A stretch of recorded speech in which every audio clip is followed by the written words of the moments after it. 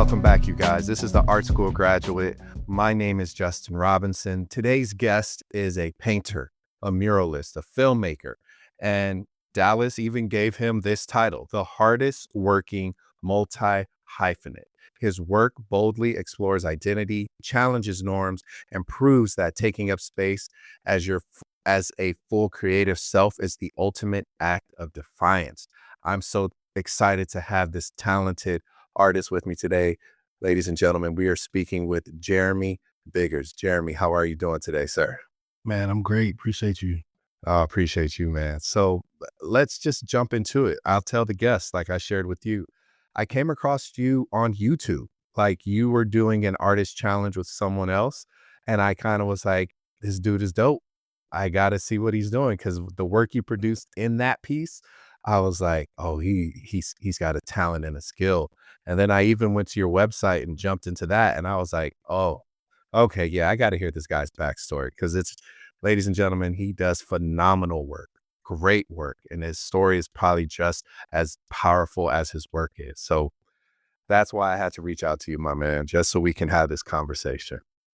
Man, I appreciate that. That's super fire. Thank you. Yeah, no problem. So let's just jump into the early years. When did you realize that, I have this God's gift of painting?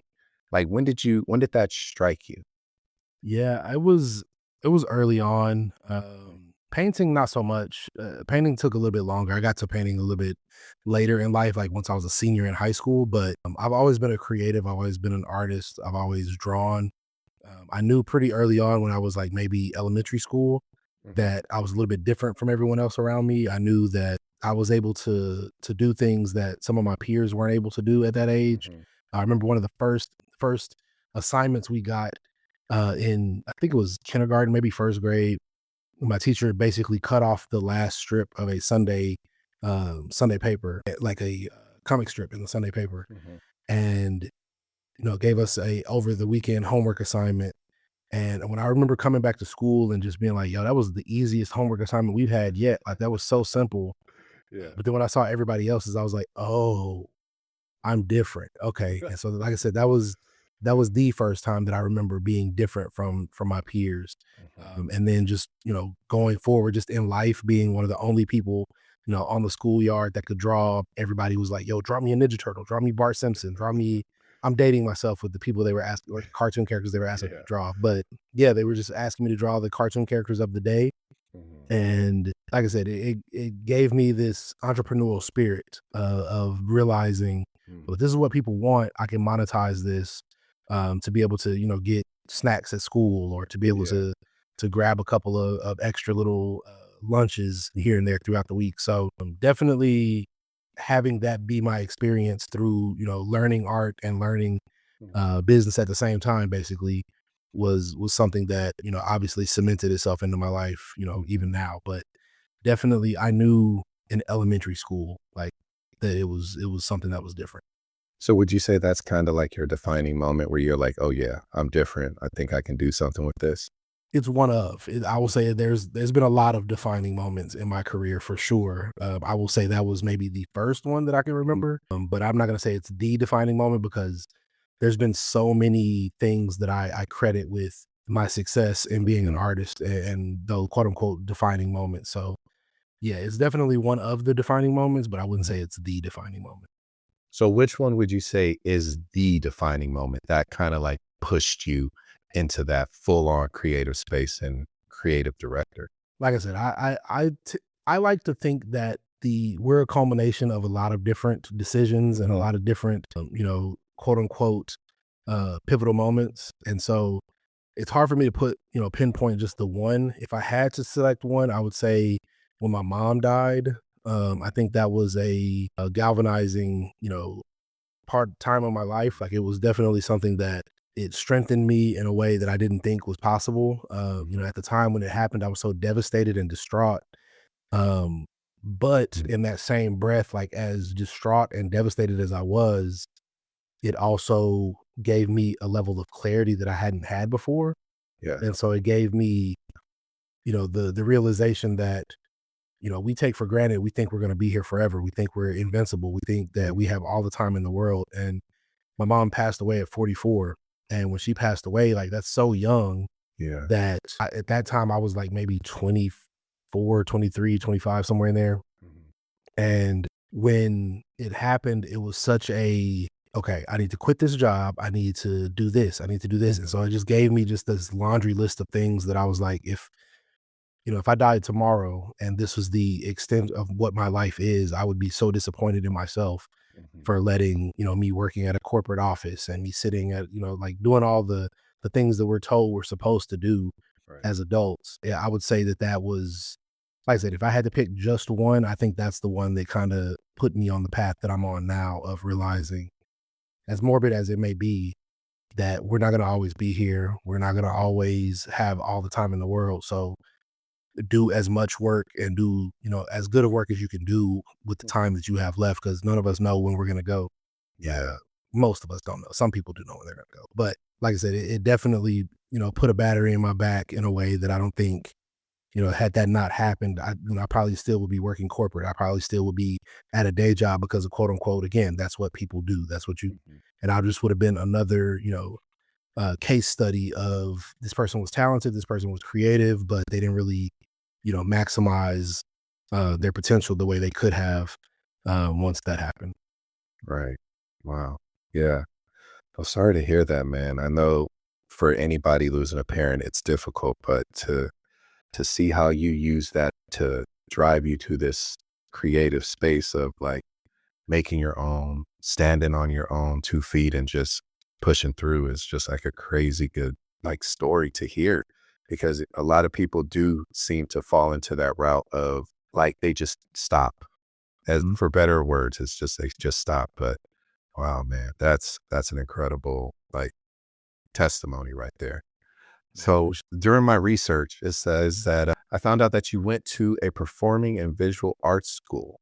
Now, how did that high school actually? How did that help Mhm. with your creative path? I think it gave me permission to be creative as an adult. It gave me permission to, again, like a lot of times, back when I graduated, people didn't really see creativity and being an artist as a viable career path. They saw it as something that you maybe do.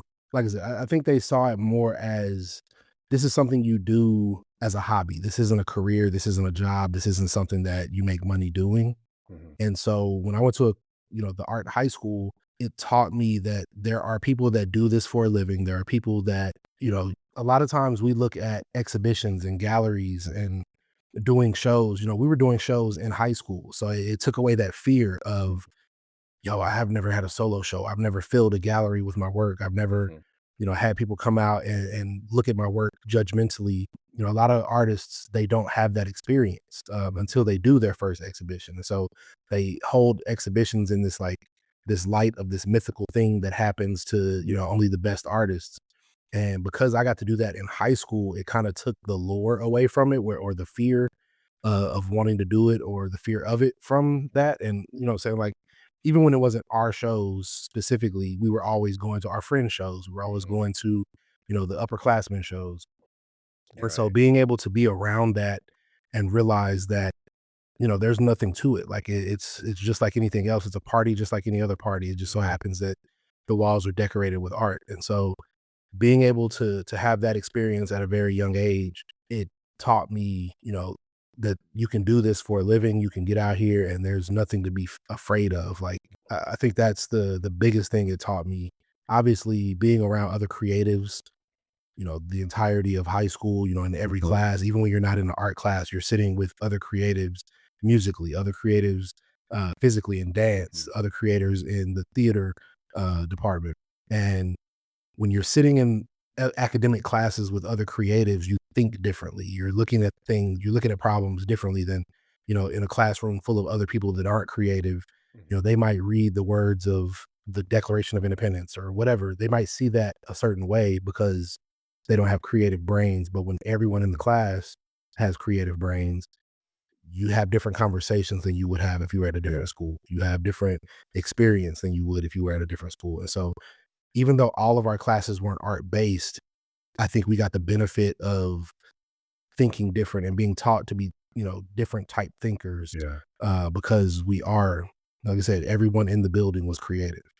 And Mm. so I think that helped me also understand that like everyone is just trying to figure it out. Everyone is trying to do what they can to make the things that they see in their head come to fruition.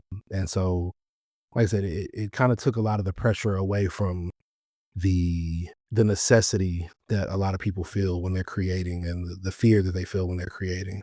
Mhm. So it definitely made things like this is a way of life and it's less like I said, it's just not as scary, I Yeah. guess. Yeah. Yeah.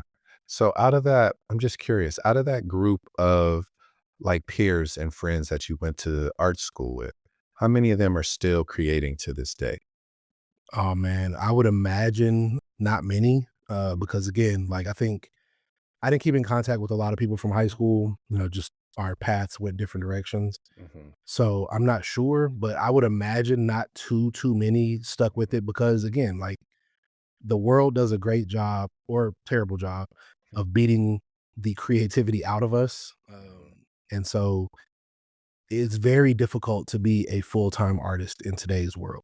There's Yeah. not really, there aren't a lot of avenues for us to stay productive and to keep, money in our accounts. You have to do something. You have to be able to make ends meet. You got to pay bills. And so it's difficult to, tell somebody, especially now with everything going on in the world, like Yeah. the world is literally burning down and I'm, on Instagram like, "Hey, I just released a new print. Come buy my like art." Like Yeah.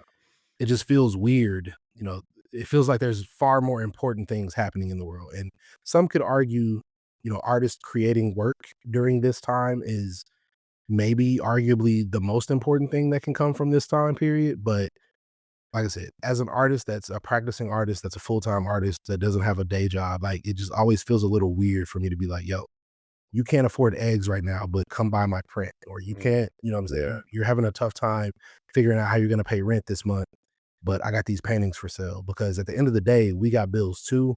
And we have to, if that's the way you make your money, you have to get out there and figure out a way to, put money in your own account. And so you kind of have to get over I feel icky about, asking people to ask prints right now or Yeah. asking people to buy work right now. And so, like I said, I can't imagine too many of them are still doing it. Mhm. But I also feel like there have to be other people. I bump into people occasionally that I didn't necessarily go to school with that went to the same school that I did, Uh-huh. just graduated at a different time. Yeah. And so I bump into them occasionally when I'm out at exhibitions or, going to other people's exhibitions. And so Mhm. I definitely know they exist, but like I said, I didn't keep in contact with many people and I just can't imagine they're still able to do it. Just Mm. because like I said, I'm one of the quote unquote success stories, and I know how hard it is for me Yeah. time to time to like figure things out and make things work and make ends meet. So yeah. Okay. So during your early years of painting and getting to better understand your own practice, were there any like mentors or influences that encouraged you to pursue art professionally, or was it just more of like that hustle and that grit? I grew up in the hood, so I just always had that hustle mentality. It was always like we didn't grow up rich at all by any means, but we also weren't the poorest family in the neighborhood. And so being able to be like right there, that lower middle class, I'm sure to all our neighborhood friends, they thought we were the rich house. But growing up in that, like I know the struggles that we had growing up in that. Hmm. So like I said, I think definitely having, my painting teacher in high school was definitely one of the people that, let me know like, okay, he's a working artist. Yeah, he's a teacher. And it was the first time I think in my life that I realized that our teachers had hobbies and interests and other things outside of, being teachers. And so it was the first time that I realized, okay, you can still have an art career and be a teacher, or you can still have an art career and have a job. And so seeing him do it, it wasn't necessarily him pouring into us saying, "Hey, you can do this. You can, be an artist. You can do this." But we got to see him by example do it Yeah. because he would leave early certain times, and it would be because he had to go get ready for an exhibition that he had, or he wasn't there because he was doing a solo exhibition in Houston, Hmm. or Chicago or wherever. And so being able to see, even at a distance, be able to see someone that was in the art field doing it for real. Yeah. I think he might have been the first one that I saw that was like really doing it for real. They took us to museums, they took us to galleries during, our field trips, but to be able to see a working artist and to see how to make it work financially, how to make it work as a lifestyle, I think that was important for me to see. And then from then on, like I said, I've always had like not necessarily official mentors, but definitely people I was looking at and making them unofficial mentors where I was like looking at their career, looking at, Yeah. how they did things. Even now, like I still look at certain people and try to figure out what are you doing differently than what I'm doing in terms of how you're applying the paint, like in a mural, or how you're, how can I be a better oil painter? How can I be a better muralist? Right. Whether it's somebody in person when I go to mural festivals and I'm watching their process, or if I'm on YouTube watching someone's process. I know my wife gets sick of me watching YouTube videos because I don't really watch a lot of television. Mhm. Most of my time spent outside of the studio is me sitting on the computer or sitting on my phone or sitting Mm. on the couch watching YouTube videos of other people painting. And so it's literally like I said, I know she gets sick of it, even though she's an artist as well and she understands what it is. I know she's just like, bruh, if I Yeah. watch you paint, if I watch one more fucking YouTube video of somebody painting, I'm gonna be sick of this. So, but But like it's I the said, for constant me, need to feed that though. Like you kind of yeah, are always on that search to find, oh, let me try that. Oh, that was yeah, interesting. Oh, he stretched that paint by doing this. Like it's right, always that need to find the next kind of thing to yeah. help your own practice. That's exactly what it is. I try. I'm pretty. I hesitate to call myself a master at my craft these days because I still feel like there's so much for me to learn. I'm still so new Mm. to oil paint. I've only been oil painting for going on 7 years now. Even though I painted with acrylic for 18 years before that, it's not like I'm learning to paint from scratch or I've only been painting for 7 years. But I feel like there's still so much for me to learn in Yeah. both acrylic and oil paint that me watching other people do it, there's gonna be one or two small, seemingly insignificant things that they're doing Mhm. that I'm like, "Oh, that bridges the gap. That connects this to this," or that, like there's certain things that I'm like, "Oh, if I tweak my process just this small little way, it makes me a Mhm. little bit more efficient." And when Mm. you paint as often as I do, when you have as many deadlines as I have, when you have as many projects that you're working on, which again, I'm blessed. I'm not mad at the busy. Like being busy now is like a great problem to have. So, but in that same breath, if I can make myself just a smidge more efficient so that Yeah. I can, paint faster, or I can paint again more efficiently, or I can finish this painting so that I can be home spending time with my family, then I'm going to do that. I'm going to try to search for those moments to get better, get faster, and create those moments so that I can, what I'm saying, like live a life outside of Yeah. the studio. Yeah. That can be very sometimes I would think, what's the word I'm looking for? Humbling at times where it's like you just go into the studio and you're locked in. I used to have a live work studio before I got married. I tried to convince my wife to, didn't fly. I couldn't. Right. I was like, baby, look, I can make you your own section right here. Look at this open space. Right. Absolutely not. It was not happening. So I know what it's like because she'll text me like, hi, this is your girl, just checking in on you. Haven't heard from you for a couple of hours, just checking for signs of life. So I know what it's like to Yeah. do that and be in that space. So it's interesting you mentioned these different mediums. So you used acrylic starting and now you're at oil. So how did you decide which medium to best tell your story for these paintings you create? Right. Yeah. So I started painting with acrylic because that's just how I learned. Mhm. The school that I was at, they were kind of limited on teaching oil paint because it's a public school. Yeah. Even though it's a selective public school, it's still Mhm. considered a public school. So they didn't have the resources to have like ventilation for terpenoid and things like that. But there was a few students that used it. They just weren't trying to push like everybody using it because then like the fumes would have gotten crazy with too many Got you. kids in the class. And so I learned to paint through acrylic, and I did acrylic, and I got really good at painting acrylic. and Mhm. making my acrylic paintings look like oil paintings. Like Mm. I'm really good at blending, really good at, the transitions. And it wasn't until 2018, a friend of mine that is a masterful oil painter reached out. We had a communal studio space where Mhm. it's one big building, but we had individual studios within that big building. Yeah. We shared that space. And so he had a studio in that building. I had a studio in that building. And every day, we would see each other at the studio, and like I said, we're still really close today. But every day he would see me in the studio and would just be like, "Yo, when are you gonna stop running from oil paint? Like, stop running from this. Like, you would be really good at it. Like, you're struggling painting these acrylic paintings, trying to make them look like oil, and spending so much time and energy to blend these things and do all this." And he's like, "Man, you can make your life so much easier just switching to oils." Mhm. And I fought him every step of the way. I had a painting teacher in college that made me hate oils, and that was my only experience with oils, was that class in college. And she was so, like I said, I'll just say she wasn't the best teacher when it comes to Yeah. I know that what you stuff. mean. I know exactly what you mean. It was just more ego than anything else. Like, Mhm. maybe she was a great teacher. I really don't know. Maybe she was an amazing teacher. But when I came into college, just a little backstory, for me going to an art high school where I took basically 4 years of painting, then going to a community college where I took another 4 years, 8 semesters of painting Mhm. at community college, because I went the scenic route through community college.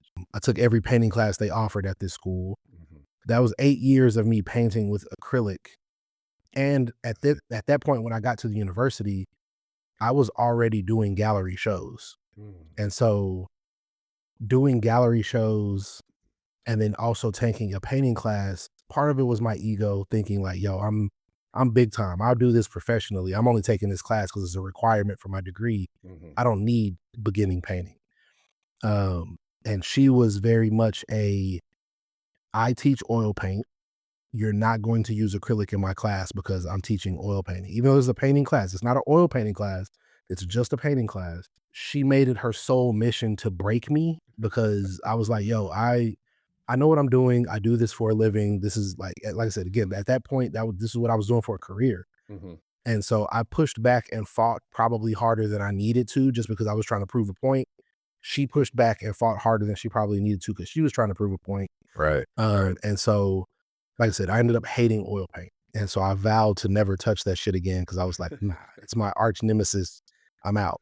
I'm out Yeah. on oil paint." Yeah. And so, I understand that wholeheartedly. Figure drawing, I could do the body, I can right. do the legs, the head, the chest, hands and feet. Yeah. Nope, I'm good. Yeah. You Fair know, enough. like, yeah. Fair enough. And so, like I said, my friend was just like, "Yo, when are you gonna stop running from this oil paint? Like, I promise you, if you sat with me one afternoon, you would fall in love with oil paint. Mm, Like get that bad memory out of your head, get that mhm. experience out of your head. I promise you, I will make you love oil paint." So finally, he wore me down, and I was like, "All right, bro, I'm free today. Let's do this little paint session, this Mhm. workshop." And I knew that was gonna happen. Hold on. No, you're good. And so I finally sat down with him, and the things he was telling me was just like a whole new world. Like everything he was saying, I was like, Yeah. "Yo, what? Wait, if I had known this all these years, I would have done."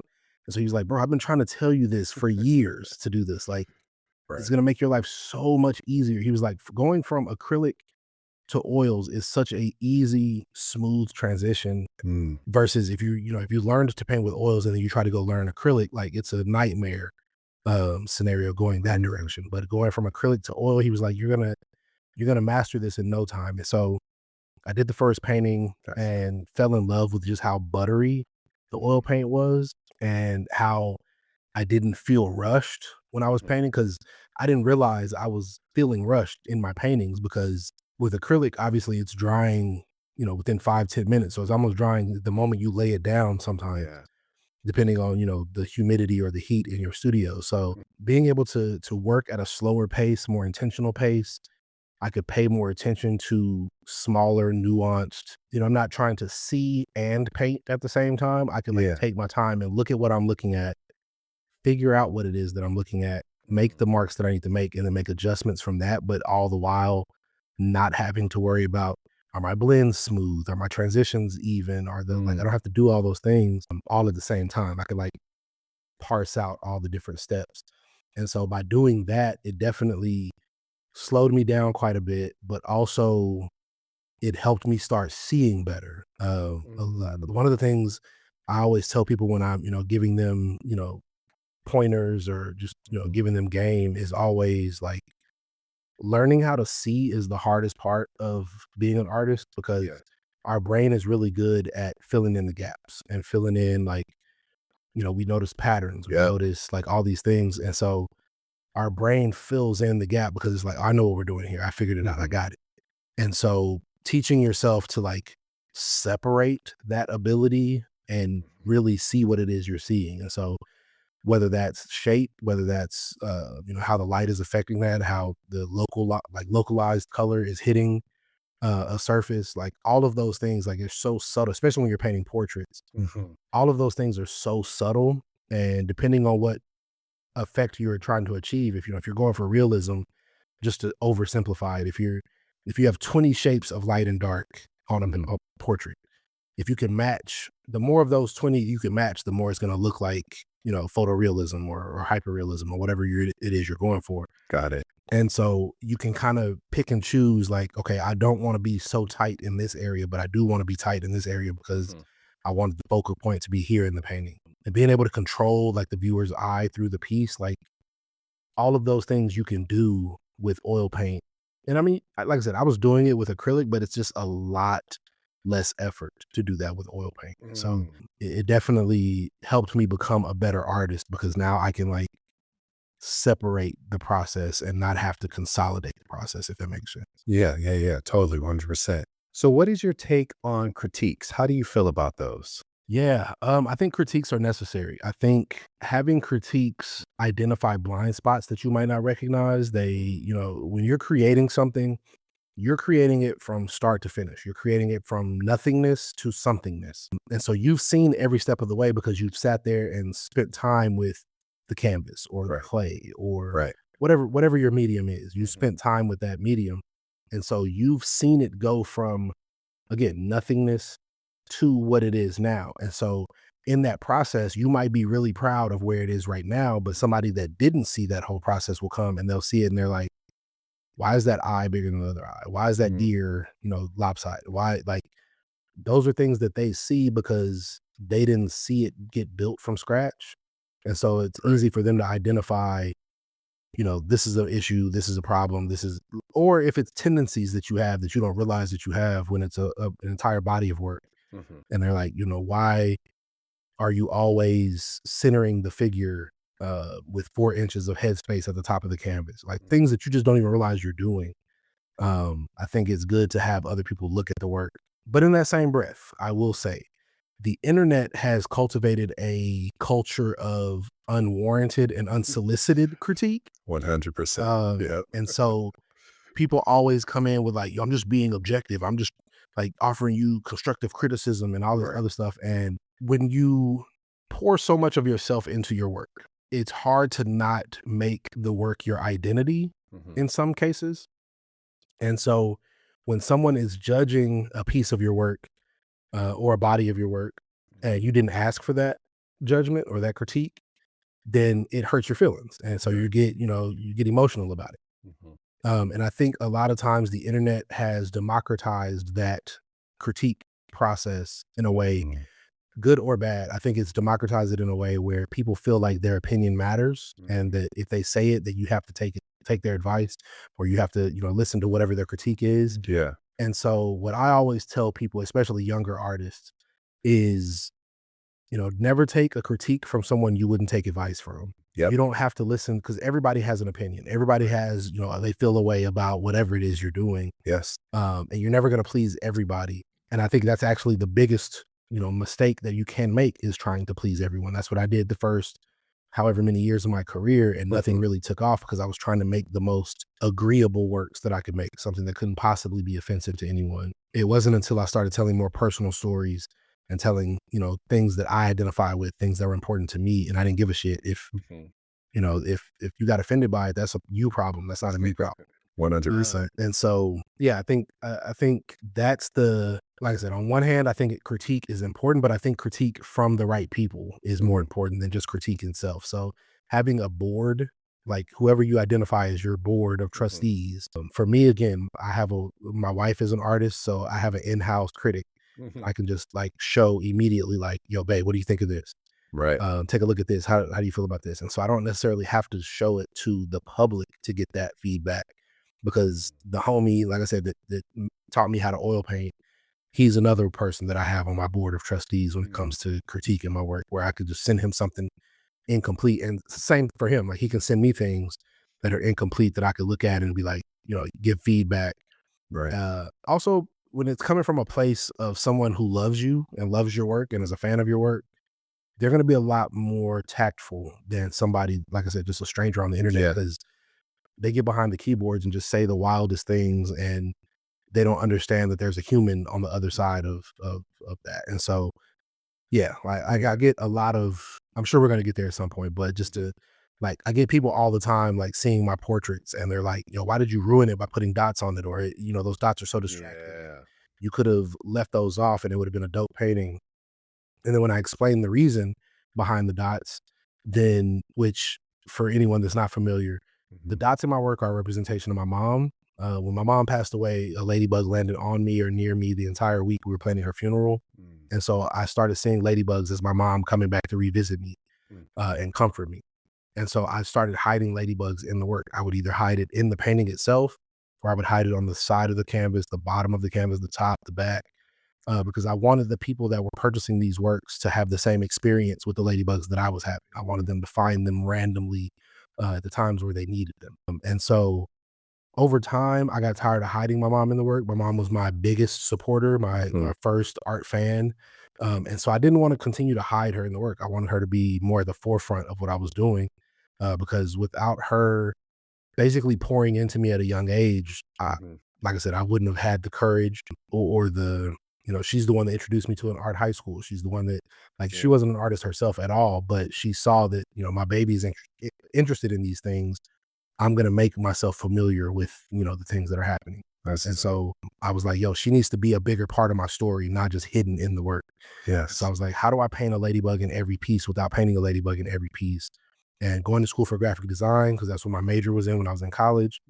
The whole time in graphic design school, they're telling you, tell the same story with less information. And so being able to, I was like, okay, well, what are ladybugs made of? Everybody sees ladybugs. If I distilled it down to its most basic shapes, it's just dots. Yep. And so that was my way of kind of painting a ladybug without painting a ladybug, but also adding a signature to my work, but also giving my giving myself the ability to have a narrative tool if I wanted the dots to be a narrative tool, or Mhm. a graphic element to move the viewer's eye through the piece. And Mm. so since I've started doing that, I've been able to play with the topography of a flat surface, because again, a lot of my work is about light. It's about the way light reacts to black people's skin, and the way I render light, a lot of times, especially in photographs, people kind of dismiss it because they're like, "Oh, it's just a photograph. That's not a painting." And you kind of have to see my work in person to Yeah. appreciate, the nuance. Like I leave certain things unfinished. I leave certain parts of it unresolved, so to Mhm. speak, because I want you to know that someone's hand made this. This is not AI. This is not. Yeah. This is, this wasn't a digital print. This Mhm. is somebody's hands and raw materials that made this thing. And so, being able to show people that over time Mhm. was something that was super important to my process, and Mhm. making sure people could see, like again, going back to the dots, if I'm playing with the topography of the surface, I mean, I can put dots in the foreground, I could put Yeah. dots in the middle ground, I could put dots in the background, or I could put the figure in the middle ground, put dots behind them, put dots in front of them. Mhm. And it plays with like a tension in the piece that it creates this moment that makes the piece look even more three-dimensional. Yep. And so it really just plays with how I want the viewer's eye to move through the piece, or what Right. story I'm trying to tell, or like I said, it just gives me so many more options, and Mhm. it doesn't hurt that it's also a signature style, so that if you see this imagery with these dots, then it's my work, no matter Yeah. where it is in the world. Wow. Man, thank you for sharing that bit of your story, man. That was one of my questions for you because I it's evident in every piece of work. And Right. so even me just researching and looking and seeing what you do, I'm like, okay, I'm curious to know, but now hearing it, that is the most beautiful, what is it, homage to your mom that she is with you every day and every painting. And I know she's excited to see her baby's work, man. Every Yeah, mother is. appreciate it. Appreciate that. Yeah. Oh man, that's so beautiful, man. I got the chills right now. Like I just got the chills thinking about it. That's beautiful. So Man, appreciate it. that that was one of the questions I had, and I'm so glad it just segued perfectly into like your creative process. There's one more piece you also use a lot is that hyper red, your signature Mhm. hyper red. Could you explain that part? Because it's like I know you were just sharing with us about color and how it reflects and light, how Mhm. it reflects off of the black skin tone. So that's why I was like, okay, that's interesting. So could you break that down for us? Yeah, absolutely. So the hyper red that I use in my work is a fluorescent red that is another, again, going back to conversations with my mom. We had a conversation. This was well before she got sick. When I was growing up, like very young, she told us, the whole story that all black kids get. That Mhm. you got to be twice as good to get half the credit or half as Right. far. And so I remember that conversation, and it's a conversation that stuck with me even before I realized that every black kid had that conversation with their parents. Right. It was something that I always thought about growing up, and when I was trying to identify what my signature style would be, even before I landed on the dots, it was I did a series of paintings that every single painting had this fluorescent red, hyper red bar at the top. Like it was Mhm. just a rectangle at the top of every piece. And my reasoning for it was, and then if I did paint before I get to the reasoning, when I did paint a portrait on top of that background, usually it was a gray background. Mhm. I tried to have so much, like, infuse so much meaning into every painting that I was doing because I was trying to identify a style. I was trying to come up Mhm. with something. And so most of the paintings in that series, every single element of it had something that I was like, okay, this is something from my Right. childhood that hasn't gone away, Mhm. something that I'm constantly thinking about. How can I implement all of these ideas into every single painting? Yeah. And so it started with the gray background. It was a joke that my siblings and I had. My parents, my dad's black, my mom's white. And we always used to joke that we were gray because black and white makes gray. And so I did everything in this body of work. The skin tones were color, but everything else in the image was black and white, like grayscale. So their clothes, the background, everything was always grayscale. And so I had this grayscale, and I picked the gray that I picked specifically because of how much it vibrated with the fluorescent red that was at the top, because I wanted that vibration of the tension and Yeah. the uncomfortable feeling that you have when, growing up as a black person in America. You never really get to be comfortable. You never, Yeah. unless you're in specific rooms that are, just black people or Yeah. just, people of color. Right. You're always, and even people of color, you're still on guard. Right. So there's never a time where you're comfortable. And Mhm. so I didn't want the viewer that was looking at the work to have a moment of comfort. I wanted it to vibrate. I wanted it to be uncomfortable for the viewer, even if in a small way. Like you just can't look at it Yeah. because you're just like, bro, what is happening with this piece? And so, like I said, I tested a lot of different colors and landed on the color that I landed on. But my reasoning for putting the orange bar at the top or the fluorescent red bar at the top was based on the conversation that I had with my mom of the you got to be twice as good to get, half the Mhm. credit. It was, for me, a representation of raising the bar. Like, quite literally, the Mm. bar was at the top of every Yeah. piece, and the figure in every piece broke the plane of that bar, Mhm. because I wanted it to be like you achieved that goal. You went further than the bar at the top. Yeah. Um, and the reason I landed on that color, the reason I went with that color is because in football, the NFL, or I guess all levels of football now, but the first down markers are that color. Yeah. The end zone pylons are that color. And to me, that was a representation of that color represents when you set a goal, say 10 yards, for example, in football. When you achieve that first down, those markers move up the field. Those markers move from where they are. So that goal post or that goal then becomes a new goal. Mhm. You keep doing that until you score. You have a win. You have a, you make it to the end zone. Once you make it to the end zone, the game is not over. You still have to keep playing the game. You still have Yep. to keep competing. You still have to keep, doing the work. Mhm. And so for me, that bar, as simple as it was just a rectangle at the top of a painting.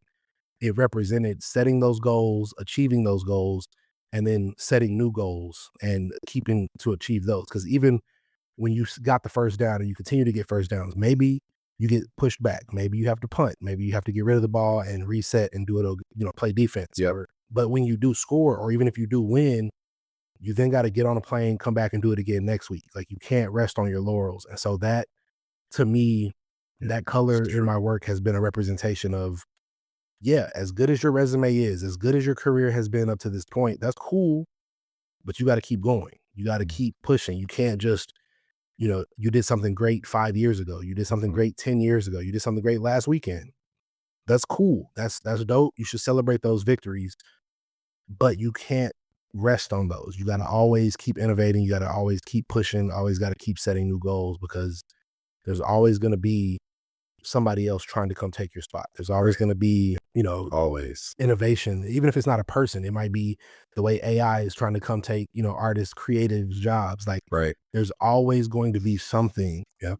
that you need to remain sharp. You need to Mhm. remain on the cutting edge. And so, like I said, I think that color in my work is representative of that feeling of never getting comfortable, never allowing yourself to rest on your laurels, and just get out there and get after it. Get to, Yeah. make it happen.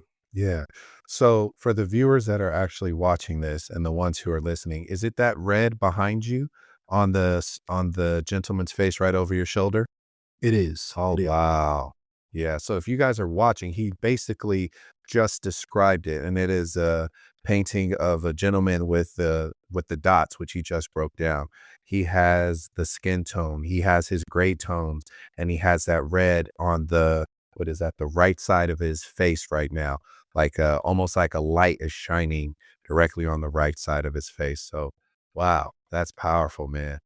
Wow, Appreciate it. I love the just the imagery and how you break it down and how it just those pieces fit. I feel like if anyone else tried to copy or mimic it, it wouldn't have the same feeling. Now I'm seeing it and hearing it because I told you I went through your website and I was looking, I was like, man, these are dynamic pieces. These are really good. Now Man, hearing appreciate it, it it fits. Everything fits like it's supposed to. And man, kudos to you, man. You're I don't know if you wanna say you're a master, Imma say it, you a master, bro. This looks too good. I'm not I even gonna sit appreciate it. here and hold you on that. It looks I appreciate too it. good, Yeah. man. I received that. No, I received it. I can't say it. I can't say it, but Nah, I appreciate that. Yeah. no worries, man.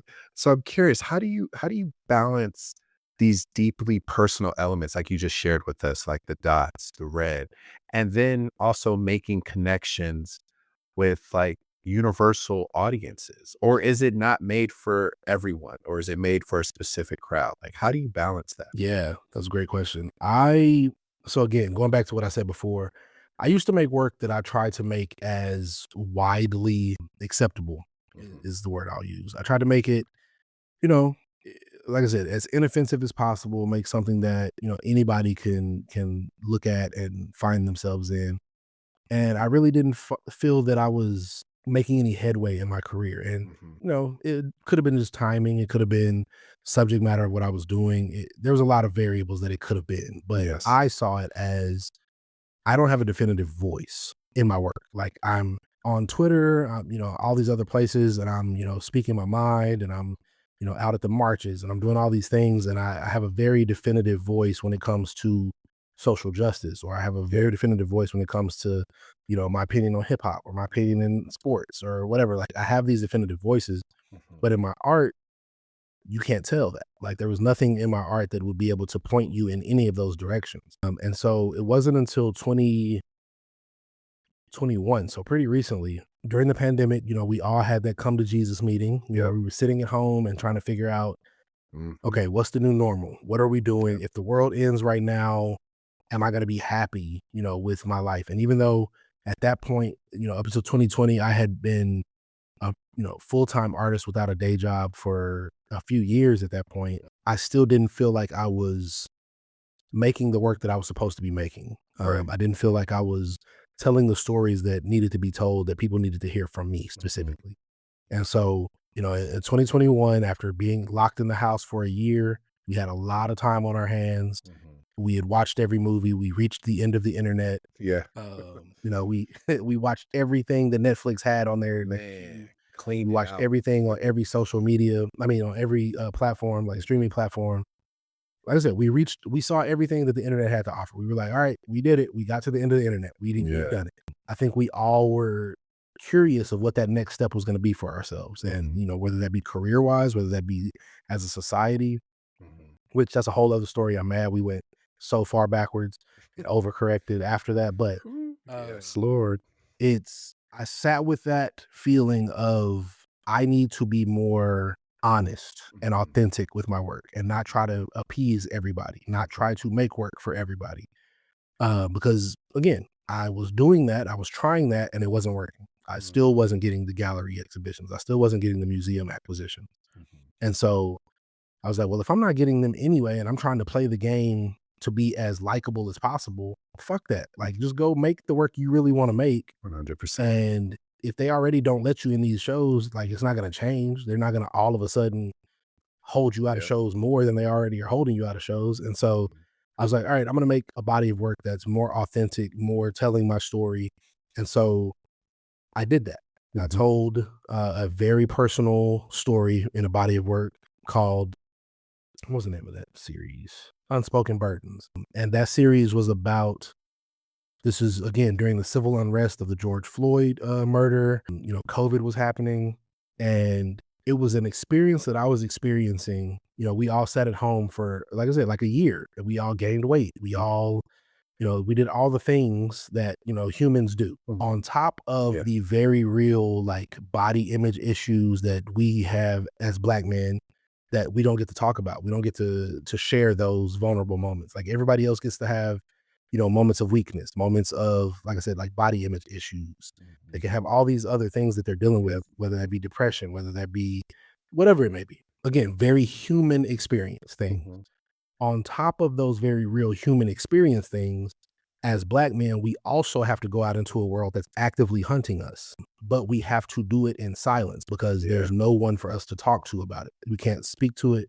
We can't speak to our significant other about it because we don't want to burden them with it. We want them to feel protected and not feel like they have to worry about us and our mental health and all the Right. other things. We could go to a therapist, but again, that's, you're talking to someone that you don't know, so you're really not being vulnerable. You're being vulnerable with a stranger, which is not the same as being vulnerable with the Mhm. person you love the most. Right. And so I wanted to create a body of work surrounding that feeling. Mhm. And so when I made that body of work is, I think, when like my career really started kind of taking off, because now I had a definitive voice and something to say. And that was something that was important. It was timely. It was things that Mhm. people needed to hear in that moment. And so from then it just snowballed into these other series that kind of like piggyback off of that first series of Mhm. being vulnerable, that just kind of led to, I want to make work like it became a definitive, like, I want to make work that I wish that I saw when I was growing up in museums Mm. and galleries. There's hundreds or maybe even thousands of years worth of us not being represented as Black people Mhm. in the fine art world. Mhm. When anytime you see a Black body in a painting from the Renaissance, it's always in servitude. It's always through some sort of trauma. It's always some slave shit. It's always, it's never, here's just this random person existing. Mhm. Here's, these people that just look beautiful just for beauty's sake. Mhm. And so I was like, I know I'm only one artist, and I know that I can't tip the scales completely back the other direction, Mhm. but I made a concerted effort to be like, okay, going forward from now on, I'm going to do what I can to make sure I'm making the work that I wish that I saw as a kid, but also doing my job in doing what I can to tip the scales back the other direction. So a lot of times, people are, like, why do you only paint Black people? Why is it only Black people? Like, you should paint other people. You could open up your audience to other stuff. And to that, I always push back, because why do you feel only Black people can buy imagery of Black people? One, two, you don't have this same critique or smoke for white artists who only paint white people. You don't have the same smoke for Latinos who only paint Latinos. Like you only have smoke when it's black people celebrating blackness, celebrating, the culture, celebrating the people. Yep. And so for me, the petty in me, out of spite in me, I'm doing it now at this point because I know it's pissing some people off. And like, obviously, again, I'm being authentic and that's not the real reason I'm, doing that. But in those moments where people are like, why aren't you painting ball? I'm like, okay, well now I'm going to double down and do it even more because like I said, I'm not making work for you. Or when people critique it and they have opinions of it, you're not the intended audience, so I'm not listening to your opinions of it. You're not and again, you can have whatever opinion you want to have. I'm not saying you have to be black to have an opinion on it. You can have whatever opinion you want to have. I also don't have to listen to your opinion if, I'm saying, you're not of the culture and you're not the intended audience. Right. Like, this is very similar to like when movies come out and like just in a timely, like it's going to kind of date this podcast, but in a movie that's intended for kids, like a Minecraft movie, for example, so many people are mad about it. And I'm like, you're not the audience. I know you grew up on it. That's, it's not for you. You have you have a relationship with that IP and that intellectual property, but you've outgrown the demographic. They're not making that movie for you. They're making it for my daughter who's 6 years old. And because you're not the intended audience, like I said, you can have whatever opinion you want to have. I just don't have to listen to whatever your opinion is. Right. If I don't think it's valid. Right. And so that being the case now, like it's kind of freed me up to make the work that I want to make and make the work that I think is important to me and authentic to me right now and where I am mentally right now. Yeah. Where we are in the world right now. All of those things, I think, like I said, I would have never done 5 years ago had it not been for me making that concerted effort to be like, okay, what are you trying to say? How can you say it? And so, yeah, that's, like I said, that's the longest winded version of what I think my work is about right now. And I respect it. I'm here for it. Through my MFA, when I was going, it was literally in like the reading and the practices that if you're not making authentic work or work that causes a shift, then what are you creating for? Right. Like, cause we all know the people that know how to create for galleries. We literally see them on social media sitting there with a cart of paint and paintbrushes, pushing it down, slapping dots on trees. Like we've seen that. So we know people look at stuff like that. But I think if you're being your most authentic self while creating, no one can fault you because it's either you're hating because you can't do it or you're hating because of other reasons. And we all know what those reasons can be. That part. Yeah. So let's talk about this reality of being a full-time professional artist. So I know you've pressed back against the starving artist. So just curious, why would you push back against that? I think we live in as bad as things are right now and as dire as certain things feel right now. Yeah. We live in arguably one of the best times in history for creatives. We have, art supplies are relatively inexpensive. If you want to be a filmmaker, you can get a high quality cinema camera for the low. Even if you don't want to buy a cinema camera, you can go rent one for the weekend or for the week for the low. And a lot of people romanticize or feel that artists, they don't value what artists do. They don't value the creative process. They don't value, people think, for photographers specifically, they think because I can right click an image from Google, a Google search, that no one owns that image. No one owns the copyright to that image. And you shouldn't have to pay for that because I can just get that I can get that off the internet for free. Why am I paying a photographer to use that image? Right. And so because I don't think people value art the way that they should, and that's no fault of their own, the art world has traditionally done a masterful job at keeping people out and making people not feel welcome. And so because of that process throughout history, a lot of people don't understand art. They feel like art is this mythical thing that exists that, a lot of the quote unquote gatekeepers or people that are, aristocratic people that can afford art, they make you feel like you're dumb for not knowing who this artist is, what their Yeah. their process was, what Yeah. their ethos was. Yep. When they in fact got that information from someone else, or the artist told them that, and now they can use that information as a way. It's a class system just like anything else. And so they use that information to seem more cultured than other people, and they're using that social capital as a, I'm more cultured than you, so XYZ, or I should get this, whatever, like whatever their motives are, whatever their reason behind it is. People don't feel welcome. People don't feel like it's something for them. And so a big thing for me is going back to what I was saying about like everything is so inexpensive by comparison than it used to be, is going back to that word democratized. It's democratized the art practice. You don't have to be, you don't have to go to art school to be an artist, to get a gallery show. You don't have to, you didn't have to study under Ansel Adams to get a photography show. You didn't have to, do all these things that people used to have to do to get the exhibitions. And so I think a lot of people romanticize and they want to idolize the the thought of the starving artist, because back in the day it was a cool thing to be like, yo, I'm a tortured soul and I'm doing all this to, Yep. I don't care, I'm not gonna eat for a week because I gotta get this, these ideas out my head. And that's cool. Like if that's just your experience, that's cool. Like do that, that's fine. But also, we also live in a world right now where I can post a painting on my Instagram tonight and it'll sell tonight. And I don't have to go the gallery route. I don't have to go find, I don't have, it's different Collectors than, and stuff like that. yeah, I don't have to go find collectors in the streets, or I'm carrying a portfolio of paintings under my arm, walking through downtown, trying to find people to, buy these paintings. And so because of that, like I said, I think people have romanticized it, but I also feel like that's the reason. Like I said, we don't have to touch on it, but we can also like just say it and move on. But I feel like that's a lot of the reason why people are so terrified and why they hate AI so much, is because it's allowing regular people. It's a paradigm shift, just like anything else. Like when the camera was invented, or when the synthesizer was invented.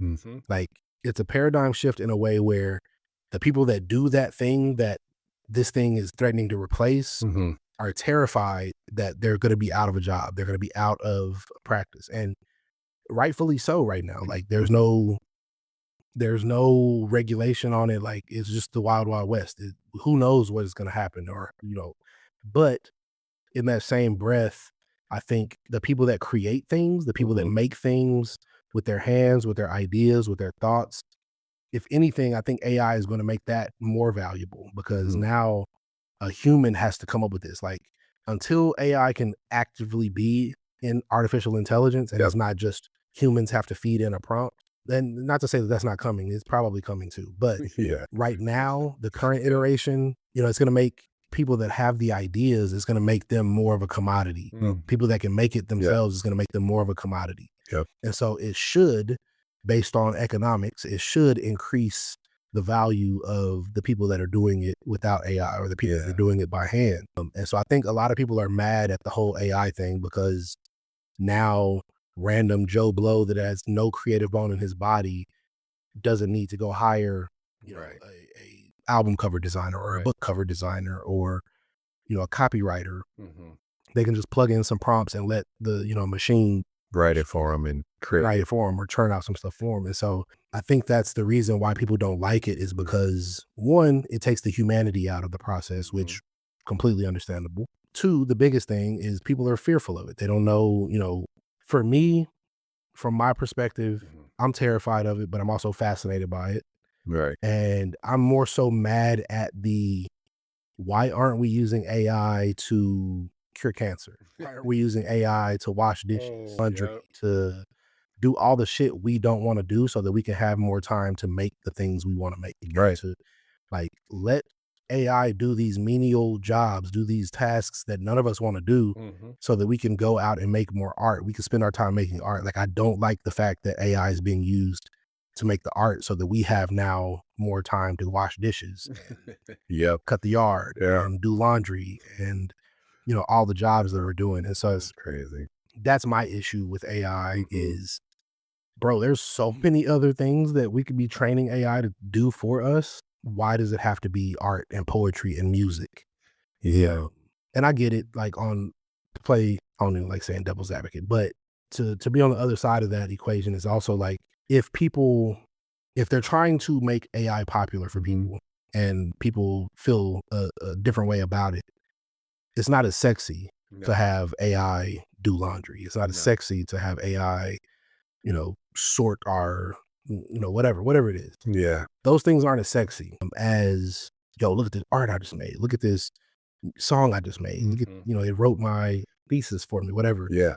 Those things are far more sexy and getting people like, oh, well, I will do that. Yeah, I could like Yeah. making fun with these memes and all these other like AI things that they're getting people excited about it and kind of more open to the idea. Yeah. It'd be a harder sell to just Yeah. be, look, bro, it folds your clothes. 'Cause people Yeah. would be like, bro, I don't give a shit about that. I know. I Um, think the new AI trick is the one I saw on LinkedIn was the toy character. Have you yeah, seen that one?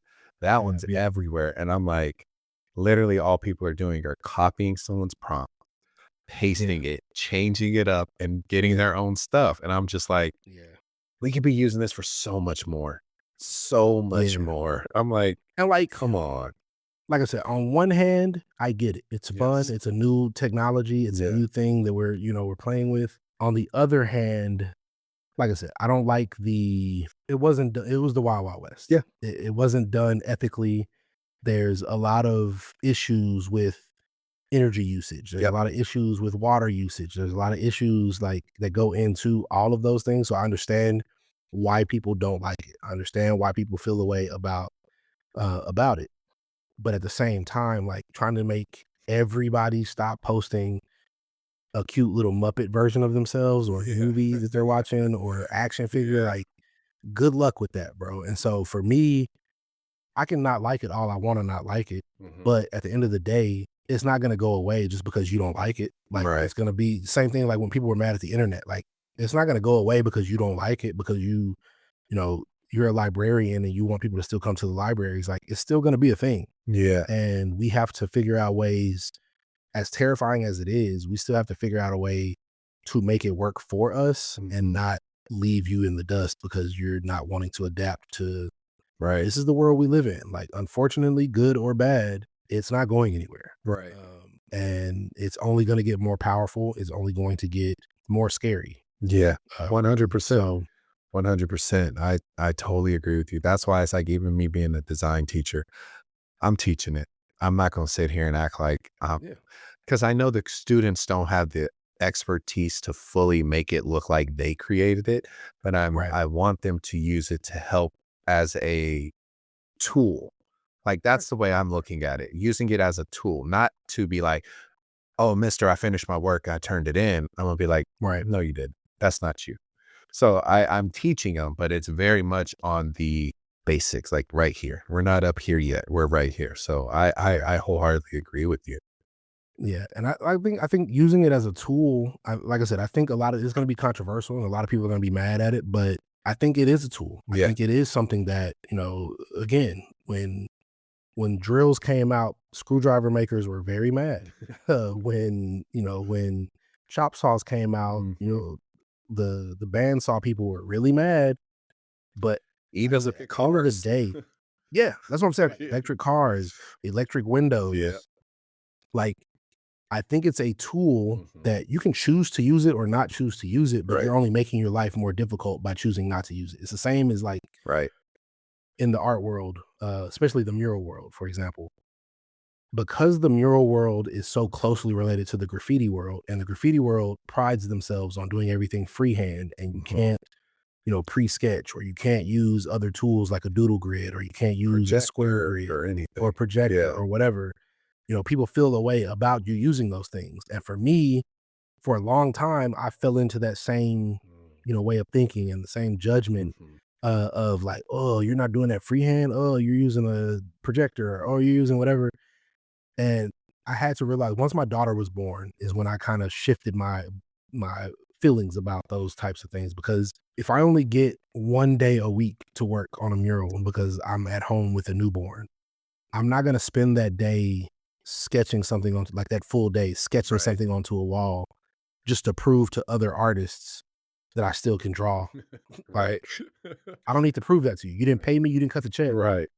I need to be as efficient as possible because I only get 1 day to paint this week, and Yep. I need to put the sketch up, get most of the painting done Right. because I got deadlines, I got bills, I got like I don't have time to be proving, "Hey, look, random artist who would never pay me or hire me in the first place. Right.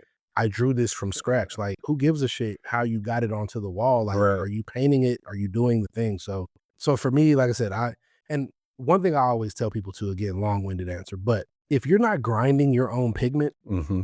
or weaving your own canvas or cutting down trees to make your own lumber, I know where you're going you're with not gonna this. tell me what modern day conveniences I'm allowed to use. Right. And even if you are cutting down lumber to make your own, panels, or Mhm. you're weaving your own canvas, or you are grinding your own pigment, if that works for your process, Then go more for it. power to you. Yep. Go do more of that.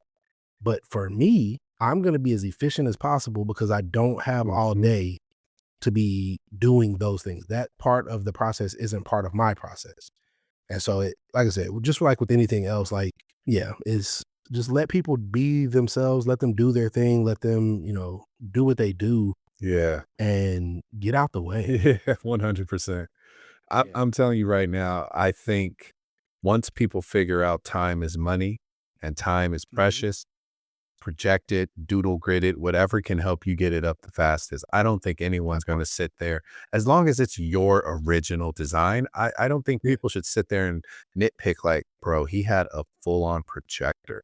Yeah, I have Yeah. 2 days to get this done and then I'm out. That part. like, That part. like And people. especially when you're like traveling out of town to do a Yes. mural, like Yes. Oh you don't my have time to gosh. be, or like if your flight lands at 12 p.m. and you gotta wait until 9 p.m. to project that shit or whatever, like for it to be dark enough Yeah. or whatever, like whatever your process is. Like if I'm only in town for 3 days and I schedule this mural to take me 2.5 days, I need to get to work. I don't have Yes. time to be Yes. like doing shit the longest way possible just because you do it the longest way possible. Right, right, right, right. And once people, I think those are more the keyboard warriors that look at it that way versus a real life human being who's like, yo, I got to get this up. You know, Yeah, I got 3 days to be here for this mural festival and I don't have time to waste. that part. Yep. And not to be that guy. I hate to be that guy. But if you are doing it freehand and taking 5 days to get a mural up and I'm doing it in two, I'm gonna keep taking jobs from you because 100%. they Yep. value efficiency and time more than they value like how long. So if it takes you 5 days to do one job, like Yep. I'm knocking out 2 or 3 jobs in that amount of time. So I'm like, you're gonna keep coming to me to get it. But yeah, time is money. You Yeah, can't waste it and sit there and do that. And if they want to come for you because you still keep the same quality, you still have the same touch, and you get it done in less time, why not? yeah, So let's see. yeah. It's an unfortunate reality for people, but yeah, especially when you start working with these bigger companies who have Mhm, impossible deadlines. Like if you're doing something for Nike or McDonald's or Apple or mhm. Starbucks, they're not gonna wait on you to finish 5 days from now. Like if they need it right now and they need it up by Wednesday and it's Monday afternoon, you got to figure out a way to make it happen if you're trying to get that check. See, I was just about to ask you about that because it's just like I know you've worked with big brands and I know for Mhm. them, time is money. So, what Absolutely. do these processes look like for you when you're stepping into an office or when they reach out to you and say, hey, Jeremy, we need you to put your touch on this? What does that process look like for you? It's different every time. Mhm. The biggest thing is we idolize these brands. We look at these brands and we say, "Oh man, like Nike is such a global Mhm. entity, or Apple is such a global entity that we hold them in a high regard in the sense of like, yo, it's gonna be like I gotta be on my P's and Q's. I Right. gotta, but at the end of the day, it's just people. Mhm. It's just people, in charge of certain projects, and they're people just like people, people that you are, and Mhm. so it depends on the company. It depends on the culture of that company, but it's usually just the simple. Once you work with one, you've worked with them all. Like Mhm. it's a creative agency, Yeah. it's a person like a creative director that's in charge of this project. Mhm. Like you're not talking to Phil Knight when you're going into these meetings. You're Right. talking to the project, whoever the project manager is for this particular project, Mhm. the project man, like whatever. So it's very down to earth. It's not as stressful as one might think it is. Yeah.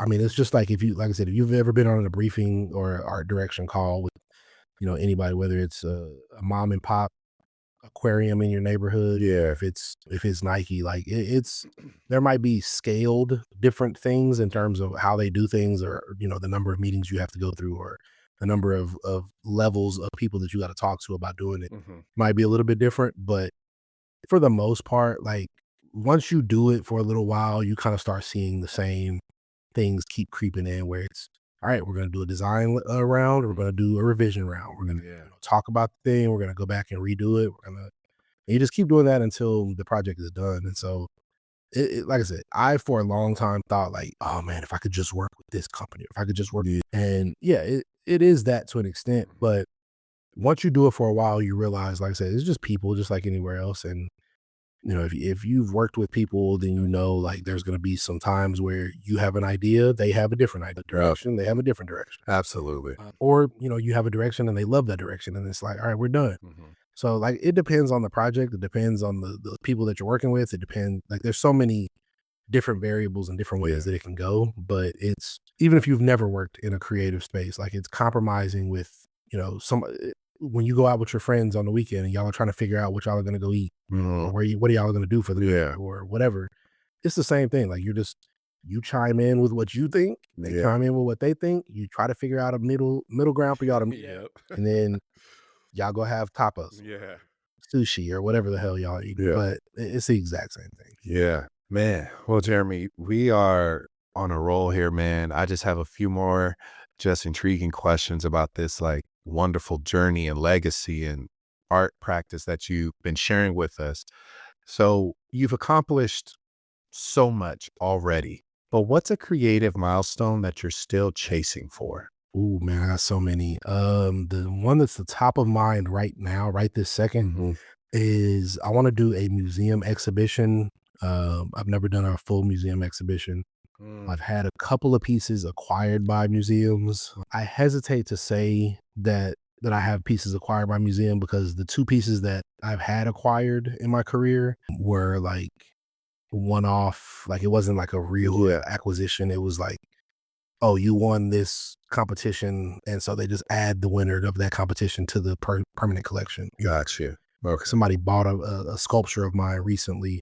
I did an exhibition last August, Mhm. and in that exhibition, I exhibited my first sculptures. Mhm. And those sculptures, like I said, it was one sculpt that we just cast 3 times. So it really was only one sculpture, just Mhm. we ran it through a mold a few times. Got you. Somebody bought one of those, and the person that bought that actually, I don't want to say donated, but they put it in an exhibition they were already doing right now. And so, like I said, it's not technically a museum acquisition. And so the 2 times that I've shown in a museum Mhm. don't really count. So, I see what you mean. I mean, they count, but they don't count. Give yourself credit, So, man. There's a lot of artists that don't even get that. So no, you're facts, in there. 100%. You're in there. 100%. Mhm. I definitely, but I want like the full, you came to me to get one of my pieces to Mm. put in your permanent collection. Got you. That's what I'm considering an acquisition by a museum. Mm. So yeah, getting a museum acquisition or multiple museum acquisitions, getting museum exhibitions, Mhm. doing some out of town, like out of the country, mural festivals, or just murals in general, is something that I really want to do. Those are the two I think most pressing. Okay. I want to do a collaboration with Nike, not just like do it like I've done some projects with Nike, Mhm. but I want to do like, this is my shoe. I'm releasing my shoe. Oh, you want a shoe? Yeah, yeah. Oh, what I have a friend of mine, Blue the Great, who did Jordan. Let me one? like, The Jordan 1, right? yeah, he did the Jordan 1. Yeah. Um, His rollout for that was crazy in LA because I'm Crazy, out here crazy. having him paint the basketball court, Yeah, having crazy. him like that whole like that was I it was Yeah. beautiful. It was I didn't know that that was a beautiful. possibility until I saw he did that. And Yeah. once I saw that, I was like, well, shit, I want that too. What silhouette So would you use? definitely, ooh, I would probably use an Air Max 90. If I went Jordan brand, like because I'm not picky, it could be Jordan brand, Yeah. it could be Nike. If it's Jordan brand, I would probably go Jordan 3 Mhm. or 11. I feel like I could do more with the 3 than I can with 11 design wise, but those are my 2 favorite Jordans. Mhm. Jordan 1 too as well. So yeah, Jordan, but he already did a Jordan 1, so I don't want to do it. Yeah. But I think if it were my pick, I would do an Air Max 90 Mhm. or Air Max 1. Um, Yeah, a Jordan 3 or a Jordan 11. Okay. If you could give Yeah. advice to your younger self, what is the single most important piece you would tell your younger self? Start younger. Yeah, start younger because I've done a lot of things. I've gotten, Mhm. it's been crazy, but I would have liked to have seen the level of success I'm seeing now, and even more. Mhm. I would have liked to have seen that like in my 20s where my knees still worked, when I didn't mind traveling as Yeah. much. Yeah, yeah. So starting younger, and like I said, things happen when they're supposed to happen. I'm not mad at it. Like Right. it happens when it's supposed to happen. What's for you is for you, Mhm. and it'll happen when it's supposed to. Yeah. So I'm not mad at it at all. But if I could rewrite it and just like make my, perfect Hollywood story, it would definitely be starting younger and seeing like, if I had the success at like 20 or 30, seeing where I would be now at 43. Mm.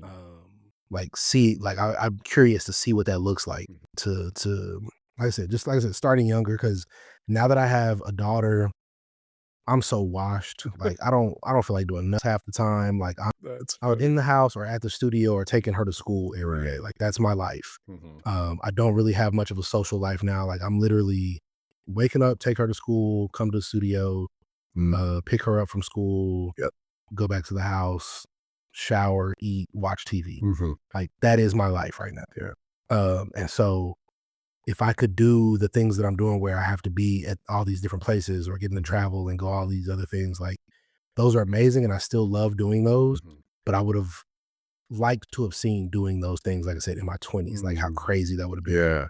when I had the energy to like, let me go see the sights and sounds in this Yeah. city and bounce around and do like I go out of town to paint murals now and I'm literally like, I'm going to the wall, I'm painting, I'm going back to the hotel. I'm gonna grab something to eat on the way back. Like, Yeah.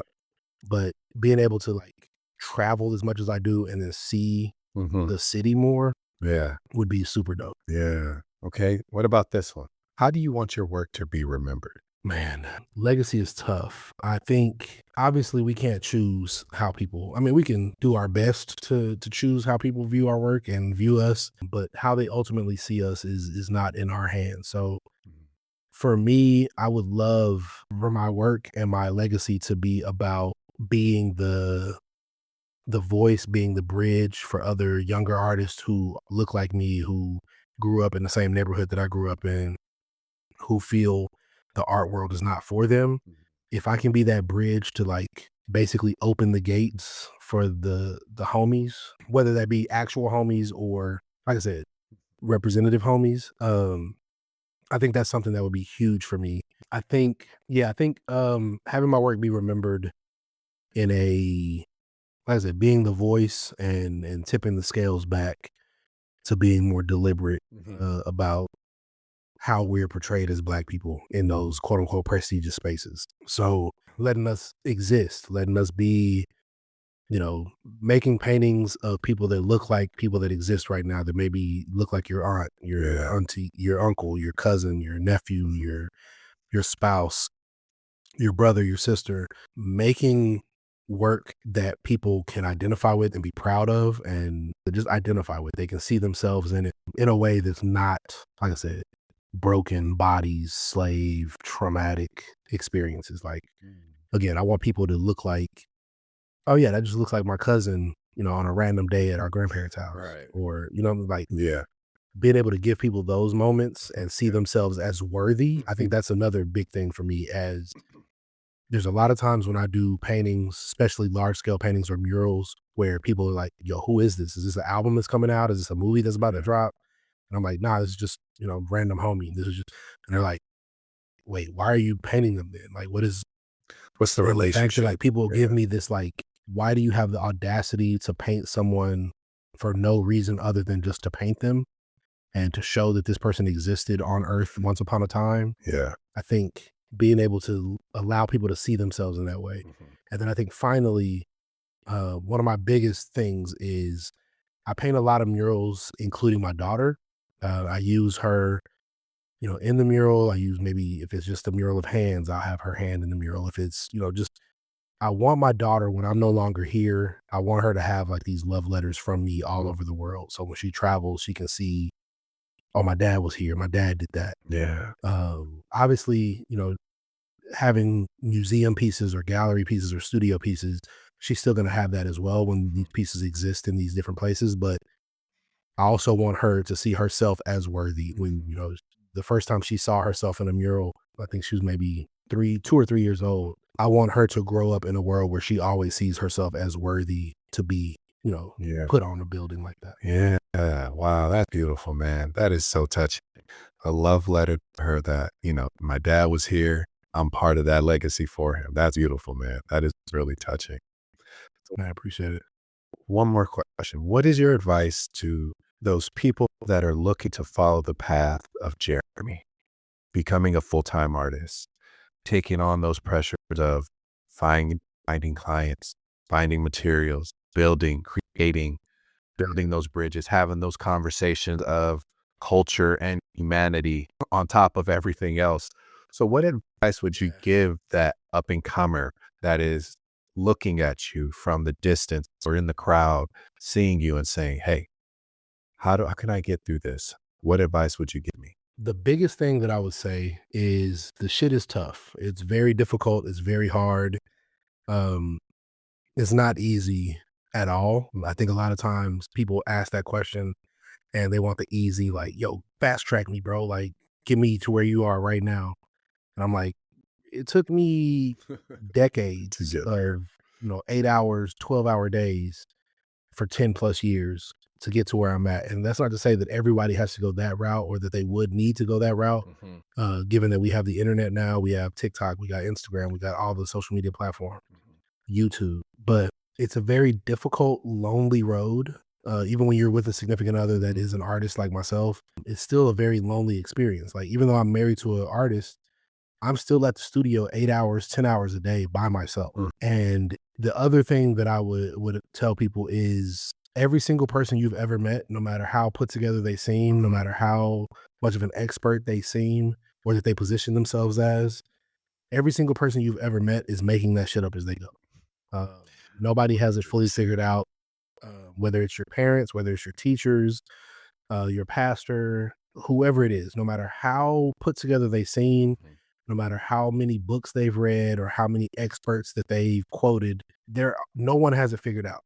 No one has a roadmap to success. Nobody, like, you can follow exactly what I did to the letter and you're not going to get the same results because you haven't lived the same experiences that I've lived. You haven't, mhm. like I said, we can follow the exact same roadmap and we're not going to get to the same destination, Right.